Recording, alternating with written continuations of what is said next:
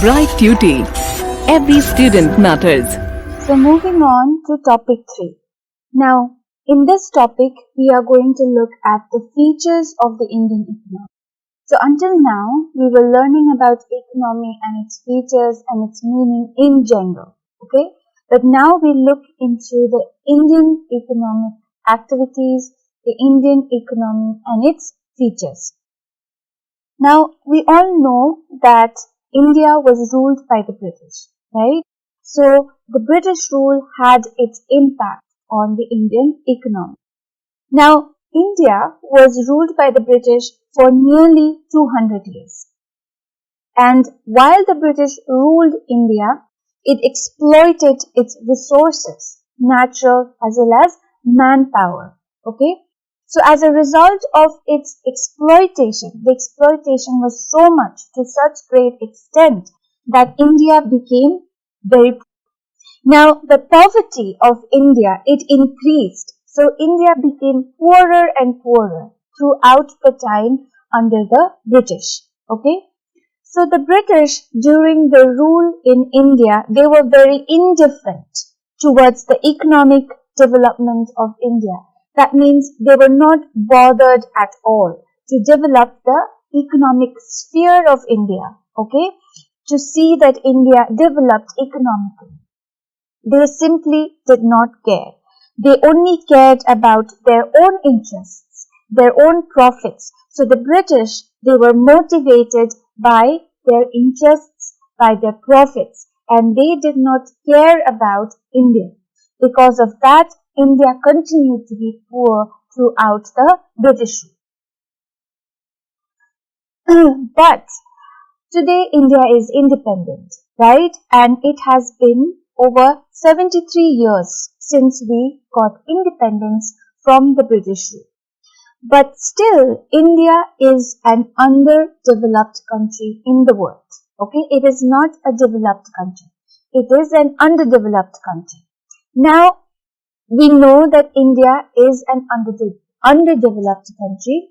We know little bit about what it means to be underdeveloped country or what it means to have an economy that is underdeveloped. Okay, so now we'll look into how India's economic features are, what are the characteristics, and how we can see that India is underdeveloped. So there are some features, 5 main features to be precise, that we are going to look at. The first one is underdeveloped economy. So Indian economy is underdeveloped. So we know that in underdeveloped economy, the countries have low living standards, low per capita income, and there is unemployment problems, and there are other problems. So let us look at what India has as an underdeveloped economy. Okay, so it has low levels of living standard. There's poverty, absolute poverty. The level of per capita income in India is low. The consumption level is also low. Health services is also poor. There is high birth rate and high death rates in India, and India depends heavily upon the foreign countries for funds and for other economic helps. Okay, so it is said that in an underdeveloped country, the experts have said that in an underdeveloped countries like India, there the per capita income is very low. Okay, when it is compared with the per capita real income of the United States of America, Canada, Australia and Western Europe. So when you compare the per capita income of various countries, say for example India's per capita income with that of United States of America, Canada, Australia, United Kingdom, Western Europe, then you'll see that the level that India has is very low. So that itself indicates, it proves, it shows, it demonstrates us It gives us an idea that India is an underdeveloped country. So that we know that one of the main features of or characteristics of the Indian economy is that it is underdeveloped. The second feature is that India has a dualistic economy.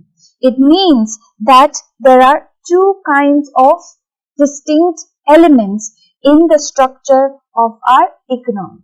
So dual means two, okay? So what are those two elements? There is existence of traditional economy as well as modern economy. So coexistence of traditional and modern economy takes place in India. Now the traditional economy, it uses labor intensive methods for its production. So the production process in India in traditional sector uses labor intensive measures. But in the modern sector, the techniques used there is capital intensive. So we said that the dual nature of Indian economy is that there is coexistence of traditional as well as modern economy. In the traditional economy, we see that it is labor intensive, and in the modern economy, it is capital intensive. Okay, so the methods used by these two economies are different, but they exist together. So this dualism or the dualistic nature of economy, it exists in all sectors of our economy in India. Okay, so in agriculture, in industrial sectors, we see these kind of dualism. So in agriculture, you see that the farmers, they use traditional methods of farming as well. But at the same time, they use advanced technologies. They use pesticides, they use tractors, they use machines for their harvest, for their cultivation. Similarly, in industries also, we see similar dualism. There are small scale industries, right, which are called cottage industries. They still follow traditional methods in the production, alright, in the production of fabric, in the production of their cloth or whatever they do, right. They are handicraft based. But we have large industries as well, and they use modern technologies, right. They are capital intensive, okay. So these two different kinds of methods are used even in the industrial sectors in India. So what we can understand is that dualism is one of the characteristics of the Indian economy. The next one is the mixed economy. So Indian economy is a mixed economy. Now we already know what it means to have an economy that is mixed economy. It means there is coexistence, simultaneous existence of two sectors, which are private and public sectors, right? We have already done this. We have already understood what it means to be, what it means to have a mixed economy. Now, in India, in between the years 1948 and 1956, the government of India formulated, brought out or introduced industrial policies. Okay. Now, according to these policies, they brought out or they decided that there would be public sectors, there would be private sectors. Okay. Now, the public sectors would take in charge or take control of those industries which were strategic, very important for the nation and the government, and basic and heavy. Okay. And the private sectors would take care of other large industries for cloth production, for production of other stuffs. Okay. Now, although we say that public and private are two separate sectors, right? And public is government owned, controlled, but private is private owned and controlled. But we must remember, we have gone through this in the earlier topic, that private sector is not completely free on its own. It has government intervention. It is controlled by the government in some ways. Okay. So the government continues to control and regulate the private sector as well. And how does it control and regulate and manage the private sectors? Through its policies, through its many industrial, monetary, fiscal policies, through various laws. Okay, so there are laws that certain private companies need to have licenses in order to run their business. And if the government finds out that those companies do not have the license which allows them to operate their businesses, then they will be punished, their businesses will be shut by the government. So those measures are taken by the government to keep control of the management of the economic activities in the private sector. Okay, so although in the mixed economy in India, we have both private and public sectors, the private sectors are not completely free of government intervention. Okay. The other characteristic is that India is a developing economy. Okay. So in India, the economy is developing. It's not developed. The first characteristic we said it is underdeveloped. The economy of our country is underdeveloped, right? So here we will see how our economy is developing. Okay, so the national income of our country is increasing, and the rate of our capital per capita income is also increasing. Why? Because developmental processes are going on. Okay, through the development of agriculture, through the development and growth of industries, and through the progresses made by these developments, the economy or the economic activities of our country, it is developing. Okay, so the national income, the rate per capita income, all these are slowly and gradually going up. So that indicates, that gives us an idea that the Indian economy is a developing economy. Now the next feature or characteristics of the Indian economy is that it is a planned economy. Now we know that by planned economy, what it is that the government takes control of the production, distribution and exchange of goods and services. So here in a planned economy, the government takes decisions of all the economic activities. Okay, the government or the central planning authority. In a similar manner, in India, the government takes control of all the economic activities, and the decisions relating to the economic activities is also taken by the government or the central planning authority, a body of the government who is in charge to act on behalf of the government.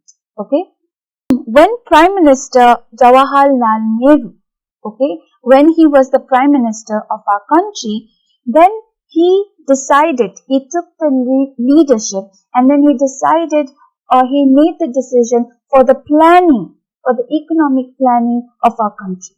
Okay, so he began to plan the economy of our country.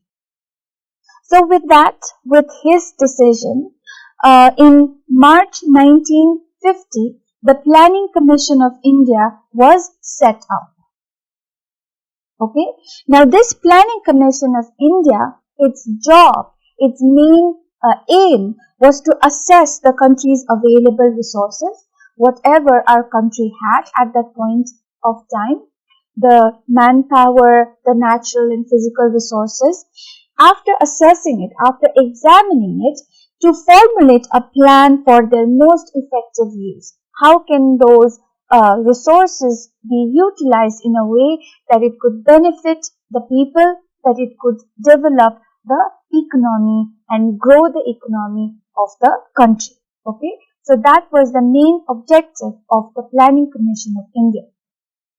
Now the commission fixed the period of plans at 5 years. So the plans that were made, those were fixed for 5 years. So every 5 years they would concentrate on the plans that they made.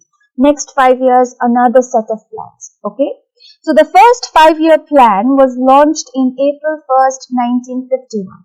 So 1950, it was decided, the Planning Commission came into being, and the next year, 1951, the first 5-year plan was launched. It began. Okay.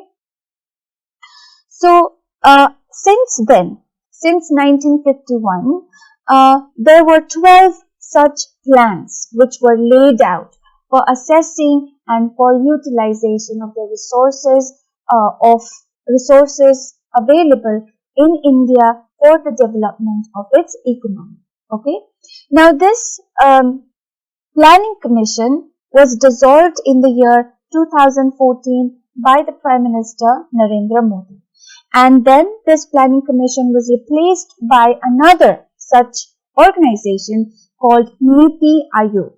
So Niti Aayog replaced Planning Commission, and then it took over what the Planning Commission did, okay, or responsible for. So the Niti Aayog, the Niti in the Niti Aayog, it stands for National Institution for Transforming India.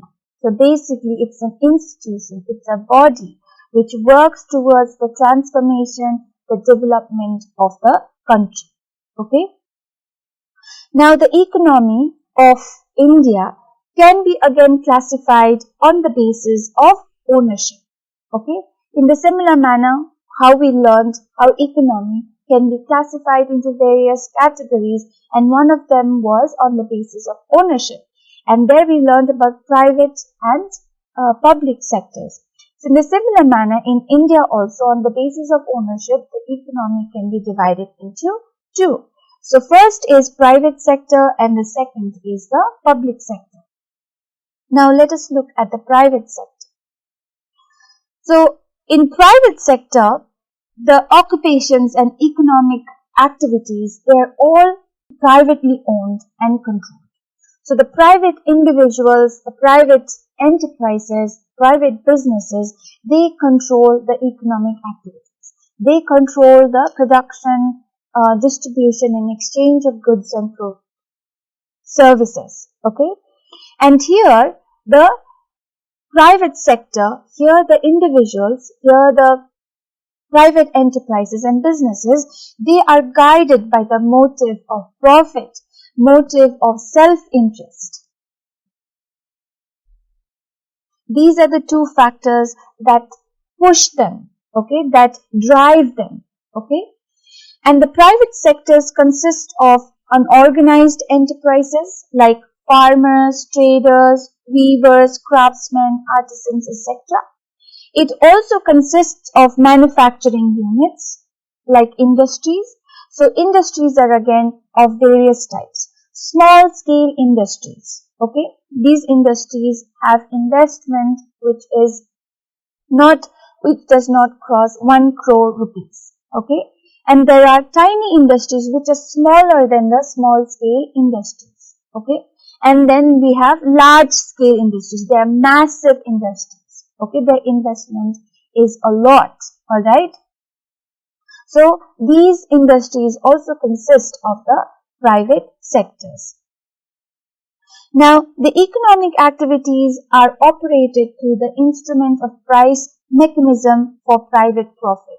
So, like I said, the market is free and the prices of the commodities in the market, they depend upon the supply and demand for those commodities. If there is more demand, okay, if people are eating lots of butter, Amul butter, then there will be more production of Amul butter, okay. They'll increase little bit price of the Amul butter so that the profit margin is increased. So in that manner, the prices are set. The prices are decided or put so that the profit also increases by certain amount. Okay. And the government generally regulates the market and market mechanism by imposing various controls. So we know that in the private sector, the government also has some amount of control, right? The private sector is not completely free like those in the capitalist economy, alright. In the private sector, the government has certain amount of control and power to manage its production, its activities. And how the government manages to do it?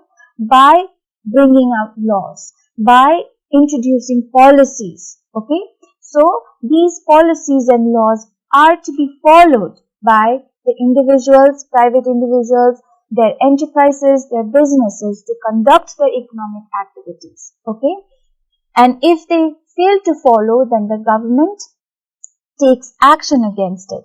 So we can see that the government also has control over the working or economic activities conducted by the private sectors. Now let us look at how the private sectors have grown in India. Now, at the time of the independence of our country, the entire productive activities were in private hands. That means the private sector was powerful. The private sector had control over most of the productive activities or the production. Most of the production or activities related to production were controlled and managed by the private sector. Okay? So then the role of the public sector was insignificant. The role of the public sector was not important. Insignificant means not important. Okay? And its activities, the activities of the private sectors were confined to irrigation, power, railways, post and telegraph, ordnance and exports. So all these activities were conducted by the private sector. But at the moment, the private sectors play very dominant role in our country. It plays a very important, significant role. Nearly 80% of the gross domestic product, it comes from the private sector. So that means that the private sector is a very important part or a significant part in our Indian economic system. Okay? And it has a very wide and vast inclusion. That means private sector now does not only restrict to irrigation, does not only restrict to power, railways, post, etc. or export. Now it includes agriculture, cottage and small scale industries, trade, hotel, and other service providing sectors like restaurant and also many large scale industries. Okay, so you see now it has widened its scope. Okay, it includes many sectors. Okay, it includes many types of industries within its fold. Okay, in India, agriculture and small scale industries lie entirely in the private sector. So agriculture and the small scale industries are also part or included in the private sector. Agriculture in our country is the largest occupation that people are engaged with, right? And this agriculture falls under the purview of private sector. So it is included within the private sector and not public sector. Okay? Now, in public sector, we know that the government plays a vital role here. The government plays important role here. Okay, because it takes control of its production, it takes control of its distribution and exchange of goods and services. Okay, and government plays an important role by controlling the public sector to lead the economic development of the country. It sets up through its public sector capital intensive sectors of production.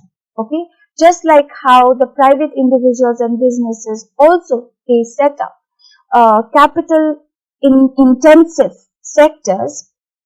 In public sector, the government is in charge of establishment of capital intensive sectors. Okay, so for example, the government sets up power industries, chemical factories, fertilizer factories, heavy machine, locomotive factories, etc. Okay. Now, public sectors, it implies to all those occupations and economic activities which are owned and controlled by the government.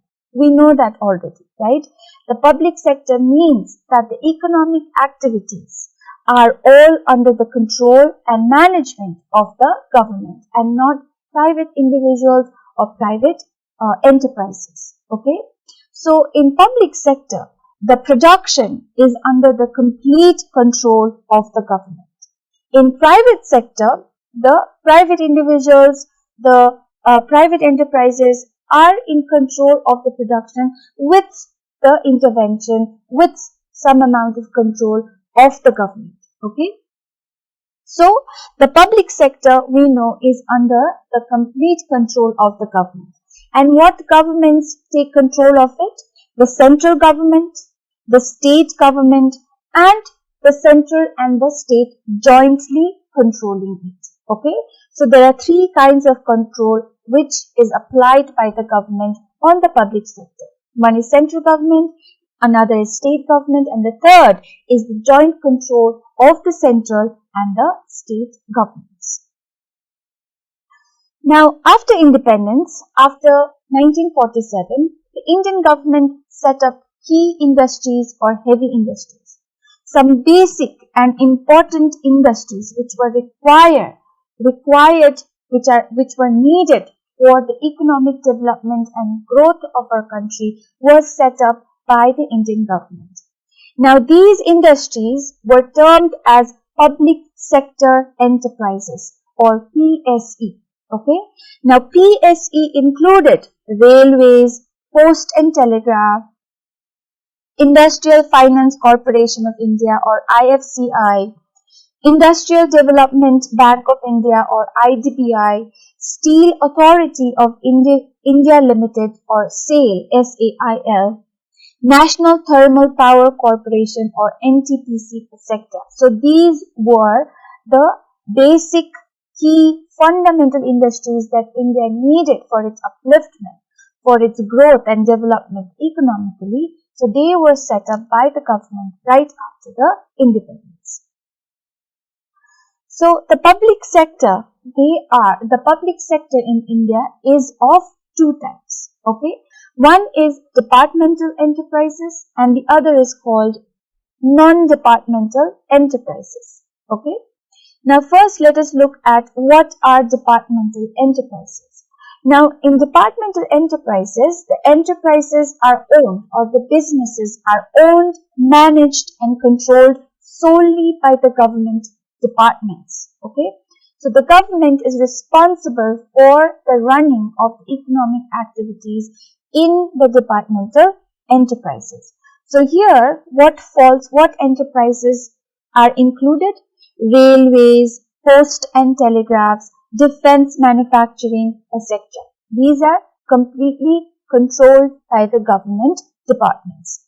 And these enterprises or businesses, they get money from the government budget. The government creates certain amount of money which is required for these enterprises so that it leads to the larger development and growth of the economy of the country. So the government finances these departments, these enterprises, invests money in these enterprises to produce, to distribute and to exchange goods and services. Okay. Now, what are non-departmental enterprises? Now, in non-departmental enterprises, there are companies which are registered under the Act which are again implemented or brought out by the government. But these companies have no direct control over it by the private individuals. In these companies, 51% or more control is of the government. Okay. So let me simply tell you. So there are companies which are or enterprises which are part of non-departmental. But we said that departmental enterprises are those which have direct control of the government. But here the government has control of half or little more than half. Okay. So the rest are controlled by other public sector or by other private businessmen or businesses or enterprises. Okay. So here the government does not have sole or complete control. Okay. So these are company type of public enterprises. Alright. They are established or they are set up under special act, and they can be wholly or mainly owned by the government. They can be. It is not necessary. Okay. The government can have complete control over it, or the government can have 50 or 51% of control over it. Okay. Now these non-departmental enterprises, they are autonomous in their working. That means they can work on their own without the government's interference or intervention. They have the liberty, they have the freedom to work on their own. But in the departmental enterprises, the government has complete intervention and interference. Okay? But in non-departmental enterprises, the government has no interference. So it enjoys its autonomous conduct. Okay? It is free to conduct in a manner that it wants to conduct its activities. Now, these departmental and these non-departmental enterprises, they consist of both financial and non-financial enterprises. Now, what are financial and non-financial enterprises? By the term itself, we get a small idea. We get little idea that financial enterprises are those enterprises which engage mainly in financial activities, right? So the insurances, the banking organizations. So the financial non-departmental enterprises are Industrial Finance Corporation of India, IFCI, Industrial Development Bank of India, IDBI, State Finance Corporations, SFCs, etc. So these enterprises deal with financial activities. And non-financial enterprises of the non-departmental enterprises are those which do not engage in financial activities, but in activities other than financial and insurance services. Okay. So, for example, those enterprises are State Trading Corporation, STC, Bharat Heavy Electricals Limited, BHEL, etc. Okay. And now let us see how the public sector has grown over the last decades. Since independence, the public sector has had phenomenal growth, meaning there has been huge growth in the public sector after independence. Okay. During the first 5-year plan, the total investment in the public sector, it was 29 crore rupees. Okay. And there was not much industrial development during the first plan. But the expansion of the public sector began to take place from the second plan onwards. Okay.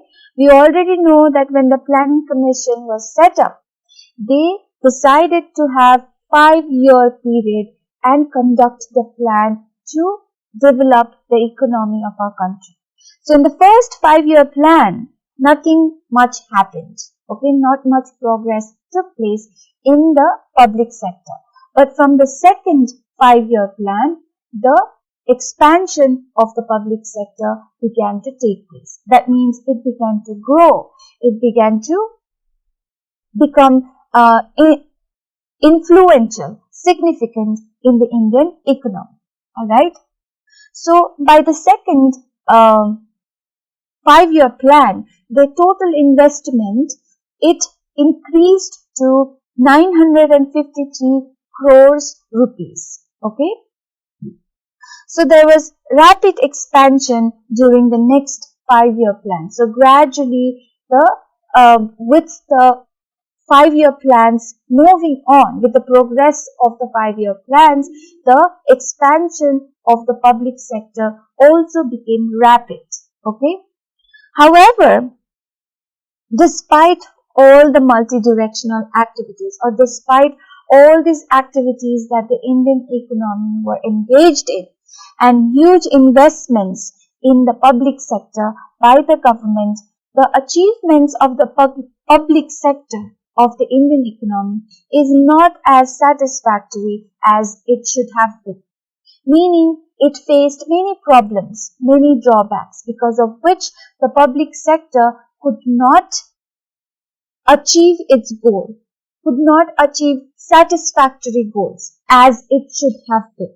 Okay, so now we'll look at what caused such less satisfactory achievements of the public sector. Okay, what led the public sector not to achieve satisfactory goals? What made the public sector suffer those drawbacks, those problems? Okay, so we'll look at some of the causes of the poor performance of the public sectors. Okay, so the large number of public sector enterprises have operated at less than 50% of the installed capacity. So when the public sectors were built or when the undertakings were done by the government, these sectors could not work in the capacity that they were meant to work for. They only completed half of their task. They did not do 100% which was expected of them or what they should have done. Okay, they only did half of what they could have done. The planning and construction of the public sector projects also had many problems. Okay, the actual cost of the projects far exceeded the original estimates. So initially, when they planned for the growth of the public sector, through many projects, through building of roads, through building of housing complexes, through whatever, okay, all that project, industries. Now all these, when initially it was planned, the cost that was estimated to be required in the execution of that project, that cost exceeded. Okay, by the end the project was completed, the cost that the project incurred was far more than what they had originally estimated. Okay, and these projects also took much longer time to complete than they had originally expected. Okay, they did not initially thought that these projects would take years. They thought it would take only a few years or few months, but it took way more longer time than they had actually expected. And these public sectors were also interfered by political aspects, political elements. So because of these interference, they could not work in the capacity that they could work, and as a result of that, they could not achieve their goal. Okay, and no incentive was provided to the ordinary workers and officials of the public sectors. So the people were not encouraged. The people were not, the spirit was not lifted. Okay, they were not provided enough incentive, enough salary, enough facilities so that they could work and give their best. Okay, and the public sector was not aimed at profit maximization. Okay, they did not aim at the maximization of profit. This was another cause. And the workers and employees at the public sectors, they were indisciplined and they were corrupt. Because of the corruption in the public sector, it performed poorly. And these sectors also suffered from being overstaffed. So there were more people than what was required, more workers than what was actually needed. And because of that, the public sectors could not perform well.